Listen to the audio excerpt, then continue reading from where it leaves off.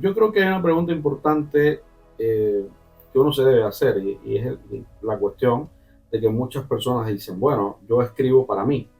Es decir, yo escribo en primer lugar para autocomplacerme y luego si me publican o no, eso, bueno, he conocido personas así, que hay muchos que lo llevan a vías de hecho, pero la realidad es que la literatura, desde su surgimiento y en todo su desarrollo hasta hoy, es un acto de comunicación, ¿no? Entonces, escribimos por lo general, como le diría Borges Savioy, para no pasarnos toda la vida corrigiendo borradores, y porque esos libros son como mensajes en botella que lanzamos al océano, a la mar de lectores, y queremos que nos amen, que nos quieran y que conozcan nuestra explicación, nuestra versión del mundo a través de un libro. ¿Sí? Entonces, bueno, entendiendo esto, tenemos una necesidad de publicar. Y hay libros que tienen un momento, hay libros que tienen una ocasión.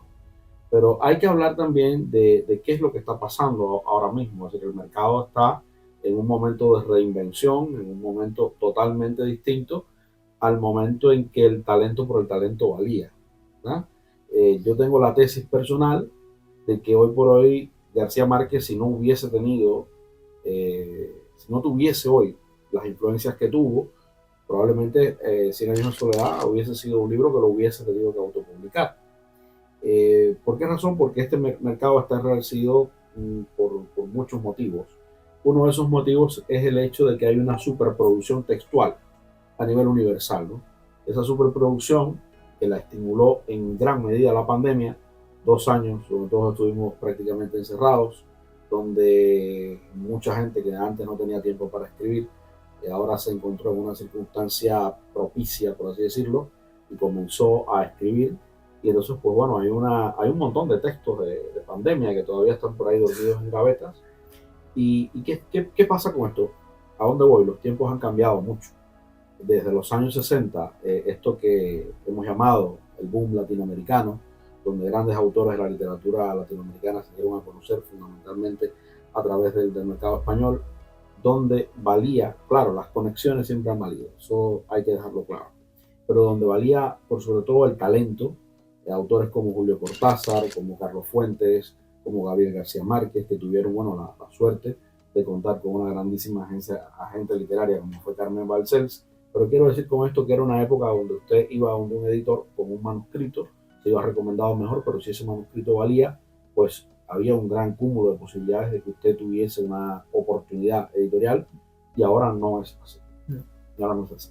El paradigma de publicación ha cambiado muchísimo, donde ahora esas mismas editoriales, háblese por ejemplo de Seix Barral, de Planeta, de Anagrama, editoriales que históricamente publicaban el talento por el talento, pues bueno, ahora son editoriales que en una gran medida mantienen esa línea, pero se cuidan mucho precisamente de que sus autores sean autores que cuenten con un impacto de público, que tengan una cantidad de seguidores, que haya digamos que un asidero en el mercado por donde hacer rentable esto. Entonces, ese tipo de situación complica muchísimo las cosas y lleva tanto a autores de una gran calidad como a autores que todavía no han madurado lo suficiente a autopublicarse.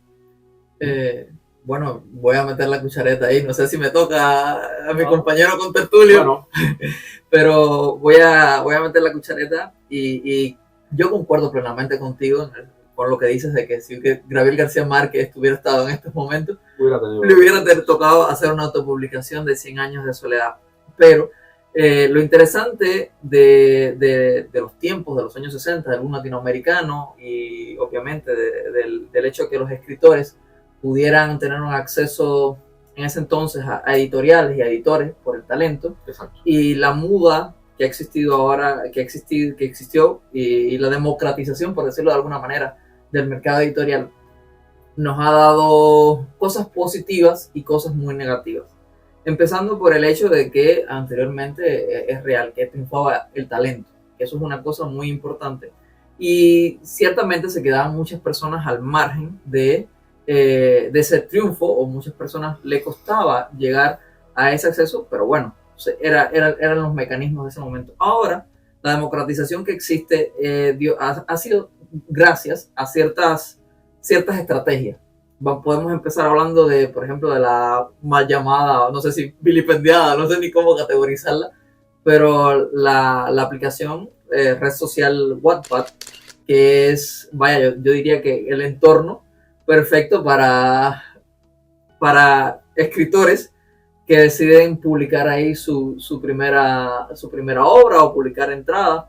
Es una especie de blog literario o de, qué sé yo, del libro o biblioteca digital en la que la gente, usualmente jóvenes, muy jóvenes, escriben y publican lo que quieren, básicamente. Y a ver, ¿qué pasa con eso?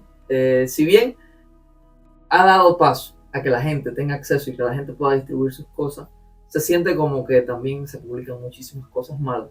Y entonces como que la prioridad de la literatura radique en lo contemporáneo, en lo cercano, en lo fácil de consumir, a que recaiga, por ejemplo, en que un adolescente redescubra o descubra Julio Verne o descubra las novelas de Salgari, exacto, o que se lea Agatha Christie y los crímenes de Agatha Christie y los cambie por este tipo de lecturas más fáciles y que tienen una fórmula que triunfa. Una fórmula en la que siempre está el romanticismo, el crimen, el muchacho o la muchacha imposible, los triángulos amorosos y los conflictos típicos adolescentes. Yo, desde este punto de vista moderno, creo que ya no se sostenga el mercado editorial solamente como se hacía en los años 50 o 60, es algo positivo.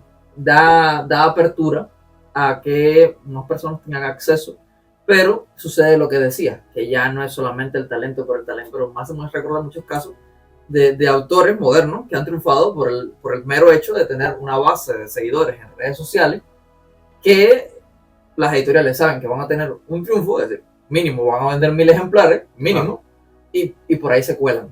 Entonces, es como que todo se siente como tremendo todo lo que sucede actualmente con el mercado editorial y todo lo que sucede con las vías de publicación, pero que es sin duda un tema que merece ir a fondo. Bueno, hay otra cuestión inmersa en esto aquí, es que, bueno, la autopublicación, ya te digo, ahora mismo las grandes editoriales que tienen una línea de autopublicación están invitando a los autores a que se autopubliquen porque grandes referentes como Marcel Proust, el propio Alejo Carpentier, que publicó una edición de autor del Reino de este Mundo en el año 1949, el propio Borges, volvemos a un Borges autopublicándose en 1923, Su fervor de Buenos Aires, con un dinero de bolsillo que le dio su padre.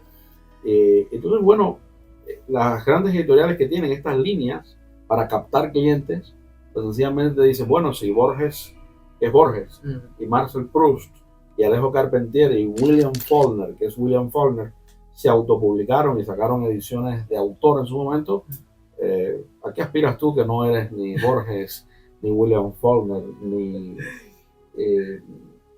Marcel Proust, ¿no? Entonces, claro que hay una tentación, porque también, ¿qué es lo que pasa? Estas son estrategias que juegan básicamente con el ego. Todos los autores tenemos un ego, sí, y tenemos una necesidad de complacer ese ego porque, bueno, la creación de una obra conlleva a una consecución muy larga, encadenada de silencios, de sufrimiento, de alegría también, porque, bueno, yo creo que una obra no tiene por qué necesariamente escribirse entre lágrimas y pañuelos húmedos, ¿no? Entonces que hay un cúmulo de emociones que un autor quiere poner en valor y lo quieres poner en valor publicándolo. Pero el hecho de que tú lo publiques, ahí es donde está el gran problema, no quiere decir que ese libro va a entrar en valor, que ese libro lo van a ver. Y una de las grandes desventajas que tiene la autopublicación es que carece de un sistema de legitimación. Y ese sistema de legitimación es la crítica. Hay que pasar obligatoriamente por las manos de la crítica si quieres centrarte en un lugar y ser respetado por eso. Entonces la crítica suele no tener en cuenta la literatura de autopublicación, porque ¿qué es lo que pasa? Que no estás como autor trabajando con criterios de oposición. Es decir, yo publiqué esto porque creo que es bueno, pero esto no ha pasado por el filtro de alguien, que puede ser una editorial, un editor independiente, etcétera, lo suficientemente reputado como para decir esto es bueno y vale, y esto es bueno y tiene un lugar ahora mismo en la historia de la literatura contemporánea, ¿no? Entonces, ese es uno de los grandes problemas. Así que tú publicas el libro, las empresas de autopublicación te hacen una serie de promesas que en su mayoría no van a cumplir y te dejan en medio del desierto con un dedo de combustible en el tanque, ¿no? Entonces, lamentablemente, lo que pasa con esto es que los libros que se autopublican, más del 90%, más del 95%, me atrevería a decir, son libros que se mueren, ¿no? Se mueren, y es muy triste porque esto también destruye la carrera y el entusiasmo de un autor. Cuando un autor pierde la motivación y llega a un punto y dice, publicar era esto, ¿no? Este es el punto, este es el sumum a donde yo quería llegar, y resulta que voy a una presentación, organizo una presentación a la que acuden solamente mis amigos, mis amistades. Entonces, es complicado. ¿Qué quiero decir con esto? Que no quiero sonar demasiado tradicionalista, pero lamentablemente, si usted se plantea hacer una carrera seria como autor, usted tiene que entrar por los canales de legitimación, que no siempre están limpios, ¿ya? Lamentablemente hay que pactar con ciertas normas, con ciertas reglas, porque un escritor que comienza a vivir de lo que escribe es un autor que tiene un primer estadio, que es un estadio salvaje o indómito, ¿ya? Un primer estadio donde te das cuenta de que surge un libro producto de una necesidad, y ya luego cuando ese autor entra en el mercado tiene que ajustarse a las exigencias de ese mercado. Es decir, que es complicado escribir. Tiene un montón de ángulos malditos, ¿no? Sí. Es decir, la propia escritura en sí ya es un proceso bastante fuerte desde el punto de vista existencial, la catarsis que representa, ese tipo de cosas de que ya hemos hablado en otros podcasts. Pero la parte social, que es dar a conocer el libro, llegar a los lectores, esto es sumamente complicado.